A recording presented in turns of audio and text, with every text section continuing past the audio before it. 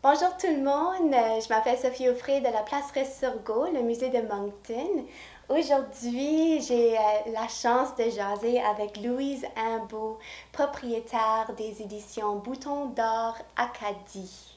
Bonjour Louise. Bonjour. Fait que Louise a établi son entreprise ici au 97 Botsford, la rue Botsford.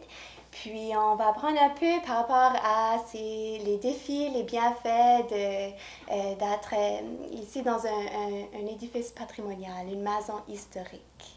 Alors Louise. Bien, vous savez, une maison comme celle-ci, c'est une maison qui a beaucoup d'âge, donc qui a besoin de soins, qui a besoin d'être entretenue. Mais c'est aussi une maison qui parle beaucoup parce que c'est une maison du centre-ville de Moncton. La maison a plus de 100 ans. J'ai vu des plans sur lesquels, dans les années 1910-1911, la maison était déjà ici. OK. Alors moi, quand j'ai acheté cette maison, c'est en 1984. Puis c'est parce que je voulais me réétablir à Moncton. Je suis native de Moncton, mais je voulais me réétablir ici avec mes enfants, 4 enfants. Ça prend beaucoup de chambres à coucher. Il n'y a pas beaucoup de maisons aujourd'hui qui ont plusieurs chambres à coucher, mais celle-ci en a plusieurs. Au centre-ville. Au centre-ville, effectivement. Alors, j'ai acheté cette maison, je l'ai rénovée un peu, mais pas trop, parce que le charme des vieilles maisons, c'est d'être des vieilles maisons. Alors, si on en fait des maisons neuves, ça ne marche pas. Donc, j'ai élevé mes enfants ici, mais quand mes enfants sont partis à l'université ou travailler, j'ai commencé à louer une partie de la maison. Donc, puis j'ai fait des rénovations dans ce qui était autrefois un salon de coiffure. Parce que la maison ici, c'est une maison patrimoniale, oui, mais il y a toujours eu plus qu'un usage à la maison, en autant que je le sache. Hein? Alors, Bouton d'Or Acadie, ça fait 10 ans qu'on est ici, mais il y avait des rénovations qui avaient été faites avant. Alors, on occupe à peu près 25 à 30 de la maison pour la fabrication de livres, des albums et des romans jeunesse en français, mais aussi parfois en anglais parce qu'on fait certaines traductions de ces livres-là. L'intérêt d'être au centre-ville, c'est que c'est une adresse connue. On a aussi, quand j'ai acheté la maison, la cour en arrière, c'était une cour complètement de petites roches. Il y avait eu autrefois probablement des arbres, ils avaient été coupés, alors il y avait juste les souches. Alors j'ai fait enlever les souches, puis fait remettre la terre, remettre des arbres. Wow. Et comme ça, les gens qui travaillent dans le bureau ont aussi la vue sur un beau pommier, sur un gazebo. Donc, c'est un lieu de travail, je pense, qui est agréable. Au niveau des défis, c'est que, bien sûr, une maison ancienne, ben, il y a un sous-sol, c'est un sous-sol en pierre. De temps en temps, il peut y avoir des petites souris qui se glissent. Des fois, il y a de l'eau qui vient dans le sous-sol. Mais de façon générale, je pense que les défis, c'est juste que le nombre de pieds carrés qu'on peut utiliser, c'est limité. Mais la manière que c'est divisé? Ben, pas seulement. C'est-à-dire que parce que moi, je voulais que ça reste une maison. Parce que avant que j'achète ici, il y a eu toutes sortes de commerces. Je ne sais pas si vous voulez que je vous en parle, mais... Ben, tu peux en nommer quelques-uns, juste pour... Ben, ici, la pièce où on est, c'était un salon de photographes. Okay. Alors, sur les murs, il y avait des 2x4 avec des spotlights attachés. Quand on a voulu les enlever, presque tout le plâtre est venu avec. Il a fallu refaire parce que les gens venaient ici, ils rentraient par la porte principale, puis ils venaient s'installer ici, devant le foyer, puis le photographe prenait des photos. Alors, il y a probablement beaucoup de monde à Moncton qui ont ce salon ici, dans l'arrière-plan parce qu'ils sont venus faire prendre des photos. Alors, puis à l'autre endroit, plus loin dans la maison, il y avait un salon de coiffure. Dans un des murs, il y avait un gros trou pour le lavabo, pour laver les cheveux, hein, parce que ça prend un lavabo spécial. Alors, il a fallu boucher ces trous-là, refaire ces choses-là. Puis à l'étage, il y avait des bureaux d'avocats. Donc, il y avait au plafond toutes des lumières au néon qu'il a fallu enlever puis remplacer. Alors, moi, je considère qu'une maison comme celle-ci, c'est comme un être vivant. ça change avec les gens qui doivent l'utiliser. Parce que avant ça, à ce que je sache, c'était les bureaux du docteur McLean. Alors, les gens venaient se faire soigner ici. Moi, je ne me souviens pas d'avoir connu le docteur McLean, mais je me rappelle d'avoir vu dans la porte en avant une enseigne en vitre qui disait Dr. McLean. Alors, c'était le bureau. Et avant ça, c'était un presbytère, c'est-à-dire en anglais, on dit un manse. Pour moi, c'est à peu près ça l'histoire connue de la maison. La maison a été construite en quelle année? Dans les 1800? Je connais pas l'année de construction. Ce que je sais, c'est que quand les avocats ont fait la recherche de titres pour que je puisse l'acheter, on avait un plan des années 1910 ou 11 sur laquelle la maison est déjà. Oui, c'est ça. Mais elle est plus petite que ceci, puis je pense qu'à travers les années, il y a eu des agrandissements. OK. Par exemple, la cuisine, je pense, la cuisine actuelle a été ajoutée plus tard. Il y a une partie des bureaux de Bouton d'Or qu'on a ajouté aussi. Je pense que le plan de la maison était plus petit. Il y avait aussi 3 cheminées. Oui, j'ai vu dans les photos. Oui, ce qui me laisse croire que la maison était probablement chauffée au charbon ou peut-être au bois.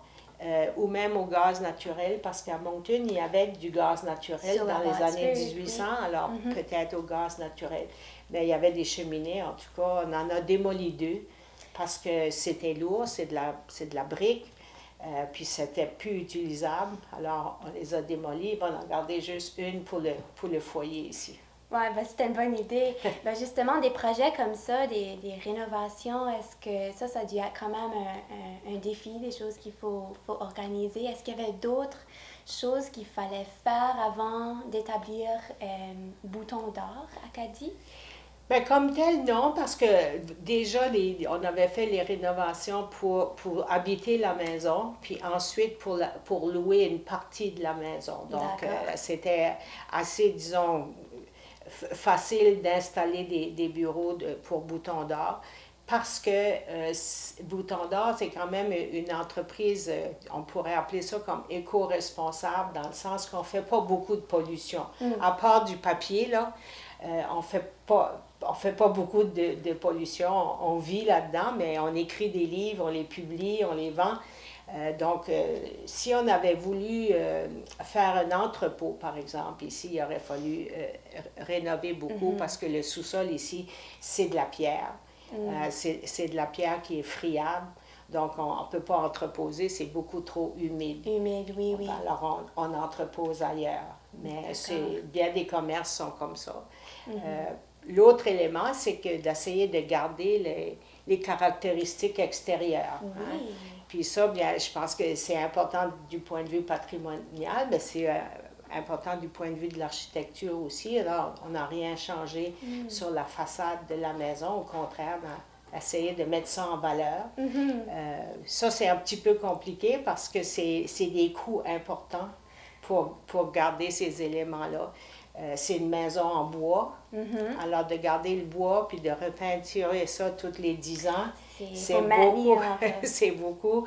C'est tellement plus facile avec un revêtement en PCR ou en vinyle ou quelque chose comme ça. C'est plus facile. Mais moi, j'ai jamais voulu faire ça. D'ailleurs, sur les photos, vous voyez que le bois a remplacé le bois. On a juste changé les couleurs. Nous, on adore ça, là, les gens qui choisissent de garder les caractéristiques historiques d'une maison parce qu'il y a tellement de valeurs culturelles aussi à la ville. Puis, oui, mais il y a beaucoup, je peux me permettre de dire qu'il y a beaucoup de maisons patrimoniales qui ont été démolies. Oui, et ça, c'est juste même sur cette rue ici, là, j'en connais 3, la rue Botsford, à travers les années, qui ont été démolies. Puis c'est vraiment dommage qu'elles ne soient pas conservées. Je sais que ça coûte cher, mais je pense qu'il faut trouver les moyens pour que, d'abord, pour que les gens restent au centre-ville, mais pour garder aussi ces maisons-là qui sont si belles. Oui, le charme d'un centre-ville plus historique. C'est pour ça qu'on veut mettre en valeur des héros du patrimoine. Alors, on vous remercie. Puis, aussi, fait qu'on a parlé un peu de maintenir les caractéristiques historiques. Est-ce qu'il y a un élément en particulier ou deux que toi t'aimes beaucoup, que tu es très contente d'avoir maintenu? Ben, les deux pignons dehors sont vraiment importants. Les deux pignons qui sont comme jumeaux, ou plutôt frères et sœurs, parce qu'il y en a un plus grand puis un plus petit. Ça, je trouve que c'est important avec l'arche. Oui, c'est beau, c'est asymétrique. Oui, c'est ça. Alors, je pense que ça, c'est vraiment intéressant. Il y a la rampe d'escalier. L'escalier lui-même, on l'a recouvert avec du tapis de laine, mais la rampe elle-même, avec une amie, on a dû vraiment faire le travail d'enlever la peinture. On a compté qu'il y avait 11 couches de peinture. Wow. Alors, ça nous a pris tout un été pour pouvoir la ramener à son état naturel, parce que oui, un beau projet qu'on faisait le matin comme de 7h à 9h là, avant d'aller travailler, parce que c'est du bois tourné. Oui, puis alors, il y a des petites nervures, puis tout ça, il fallait tout enlever ça avec de la laine minérale, puis tout ça, là, vraiment, on a travaillé beaucoup, là, je suis assez fière de l'escalier.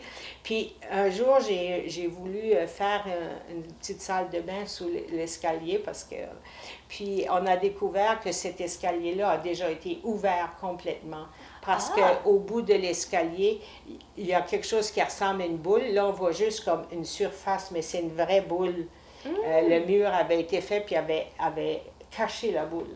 Fait qu'on a dégagé une petite partie juste pour le plaisir, mais ça veut dire que c'était un escalier autoportant là, qui montait. Mais quand je dis c'est un être vivant quasiment, une maison, ben c'est ça. C'est qu'à un moment donné, tu dis, pas de toilette en bas, il faut monter à l'étage pour aller à la salle de bain. Fait que tu essaies de trouver une place pour mettre une salle de bain. Sans trop changer Exactement, la structure.